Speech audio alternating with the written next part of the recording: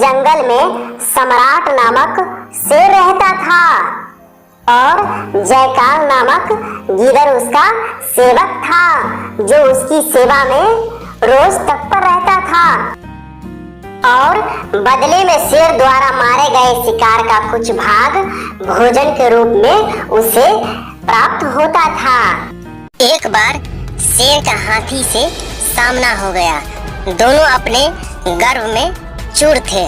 बात बढ़ी और युद्ध तक पहुंच गई। दोनों में युद्ध हुआ, जिसमें हाथी शेर पर हावी रहा। उसने शेर को सूंड से पकड़कर उठाया और धरती पर पटक दिया। शेर के शरीर की कई हड्डी टूट गई। शेर बुरी तरह चोटिल हो गया था।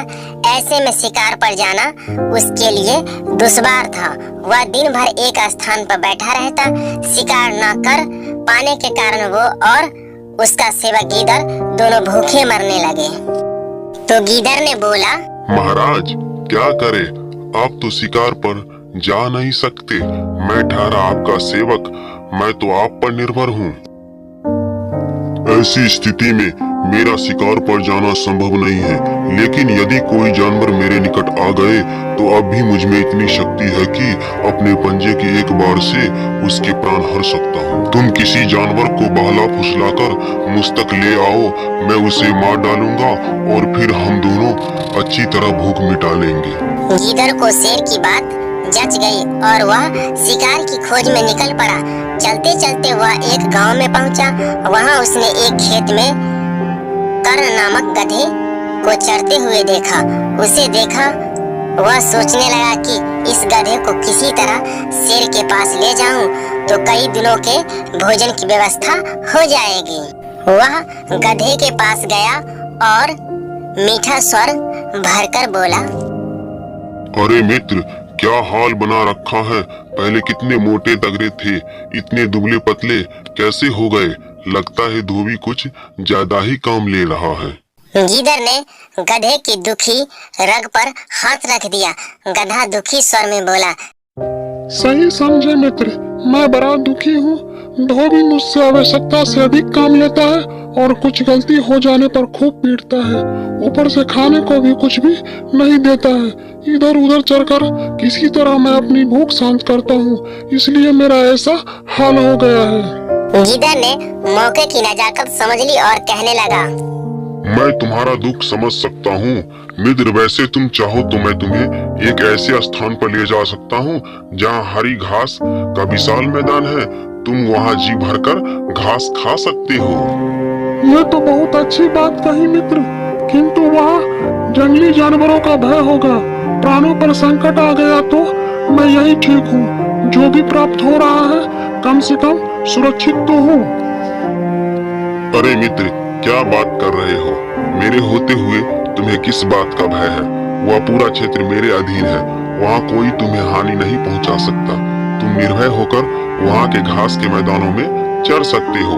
और एक बात तो तुम्हें बताना ही भूल गया, वहाँ 3 गर्दभ कन्याएं भी रहती हैं जो अपने वर की खोज में है। संभवतः वहाँ तुम्हारी बात भी बन जाएगी। गधा उसकी बातों में आकर उसके साथ चलने को तैयार हो गया। गीदड़ उसे लेकर उस स्थान पर पहुंचा जहां शेर बैठा हुआ था। गीदड़ को गधे के साथ आते हुए देख शेर खुश हो गया और अपनी सारी शक्ति जुटाकर उठ खड़ा हुआ ताकि गधे का शिकार कर सके।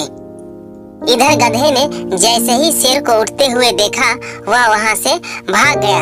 शेर में इतनी शक्ति ही नहीं थी कि वह उसका पीछा कर सके। गीदड़ को शेर पर बहुत क्रोध आया कि हाथ में आया शिकार उसने यूं ही जाने दिया। महाराज, अब मुझे समझ में आया कि हाथी ने आपको युद्ध में पटकनी कैसे दी। आप में तो गधे का शिकार करने का भी सामर्थ्य नहीं है। हाथी तो फिर भी अति बलवान था। शेर लज्जित होकर बोला, क्या करूं, मैं झपटा मारता उसके पहले ही वह भाग गया। मेरे पंजे का एक बार भी लग जाता तो वह बचकर नहीं जा पाता। तुम उसे किसी तरह एक बार फिर ले आओ। अब की बार मैं दबोच ही लूंगा।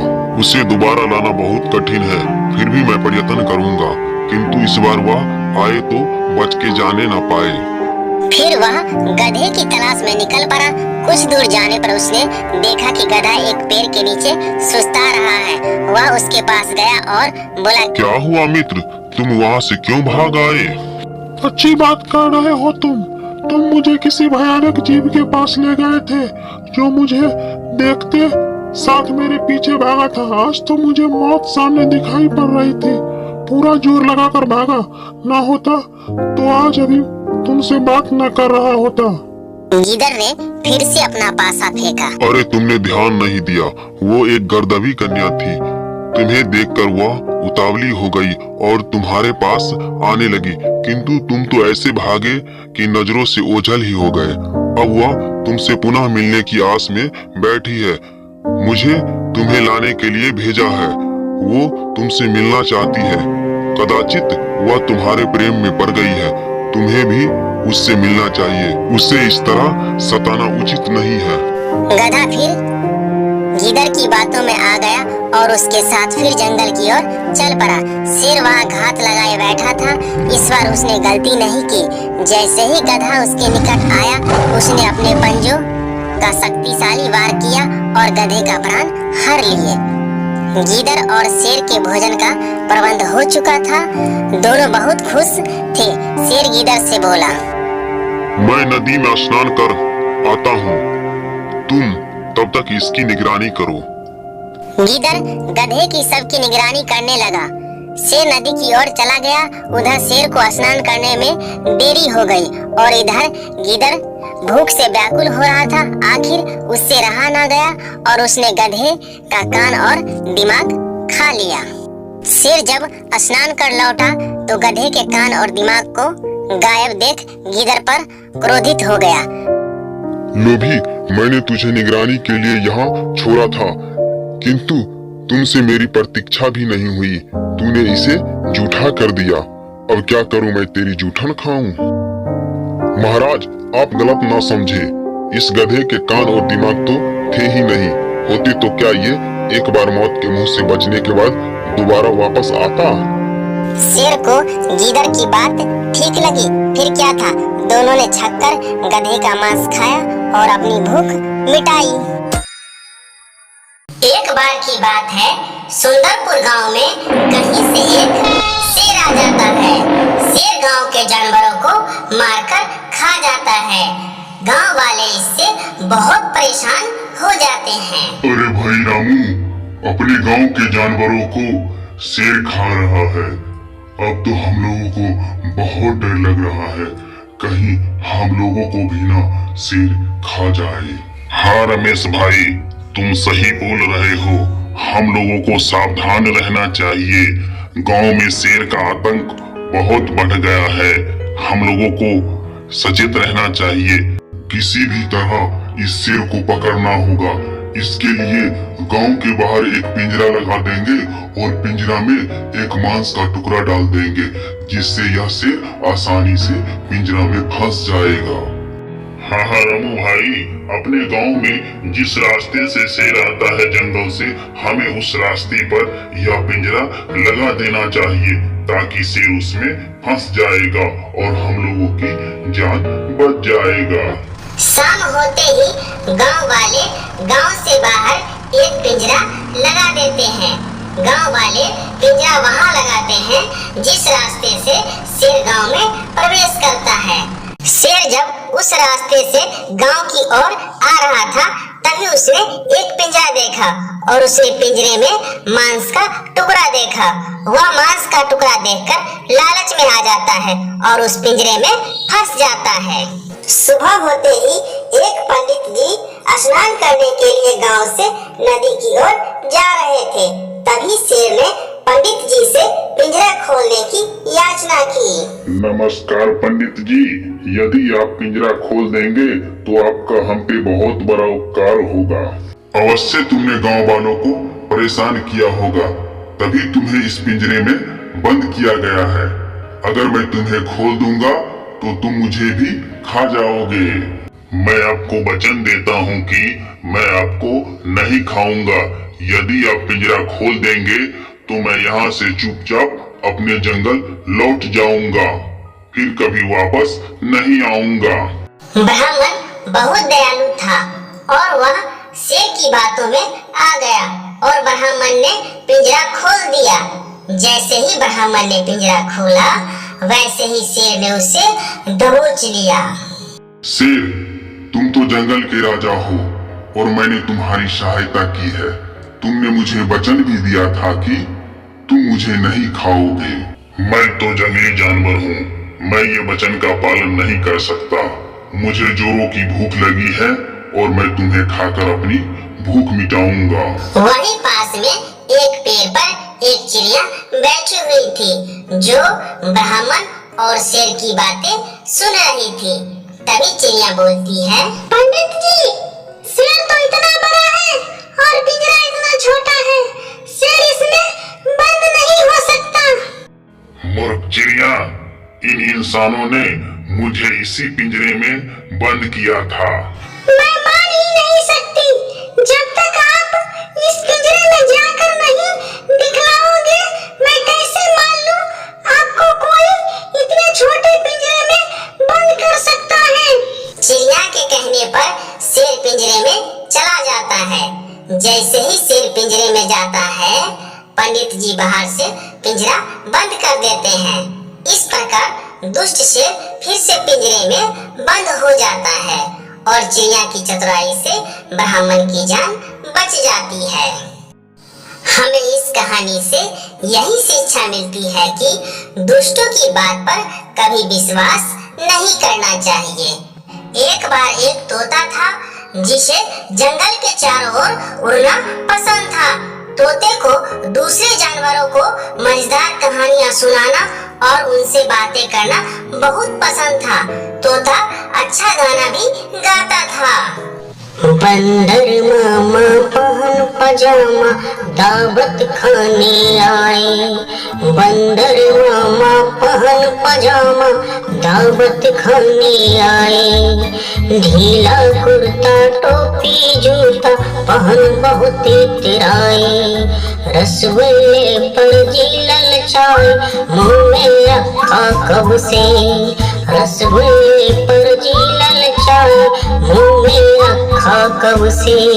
नरम नरम था गरम गरम था जी भी जल गई लप से। बंदर मामा रोते रोते घर को वापस आए। बंदर मामा रोते रोते घर को वापस आए। फेंकी टोपी फेंका जूता रोए और पछताए। फेंकी टोपी फेंका जूता रोए और पछताए।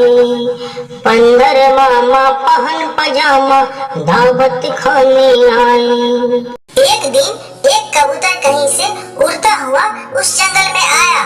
कबूतर इस जंगल में नया था और जंगल में किसी को नहीं जानता था। कबूतर एक पेड़ पर आकर बैठा। उसी पेड़ पर वही तोता बैठा था। तोते ने उस कबूतर को देखा और सोचा कि मैं इस नए अजीब पक्षी से बात करूंगा। तोता उड़कर कबूतर जिस पेड़ की डाली पर बैठा था उस पर आकर बैठ गया। तोते ने कबूतर से कहा, नमस्ते नए पक्षी, तुम किस प्रकार के पक्षी हो? मैं कबूतर हूँ, मैं चितकावर और बहुत सुंदर हूँ। मैं भी सुंदर हूँ, मेरे हरे पंखों को देखो, सभी मुझे दूर से देख सकते हैं और फिर मैं बातूनी और मजाकिया भी हूँ। जब मैं जानवरों को अच्छी अच्छी कहानियाँ सुनाता हूँ तो दूसरे जानवर हंसने लगते हैं और बहुत खुश होते हैं। जब तोता और कबूतर पेड़ की डाल पर बैठे बात कर रहे थे तभी एक और पक्षी उड़कर उस डाल पर आकर बैठ गया। यह एक काला कौवा था जिसने अभी कुछ देर पहले ही एक कीड़ा खाया था। काला कौवा तोता और कबूतर के बातें सुन रहा था। तुम कितने हरे हो? क्या तुम बीमार हो? आपको कौन सी बीमारी हुई है? मैं बीमार नहीं हूँ, मैं एक हरे रंग के पक्षी के रूप में पैदा हुआ था क्योंकि मैं एक तोता हूँ और तोते हरे होते हैं। मुझे देखो, मैं कितना चितकावर हूँ। मेरे पास तोते और कौवे जैसे रंग नहीं है। ईश्वर ने तुम्हें रंग दिए हैं और मुझे चितकावर बना दिया है, लेकिन मैं आप जैसे रंगीन पक्षियों को देखकर सही कह रहे हो दोस्त, ईश्वर ने हम सभी को अलग अलग रंग और गुण दिए हैं।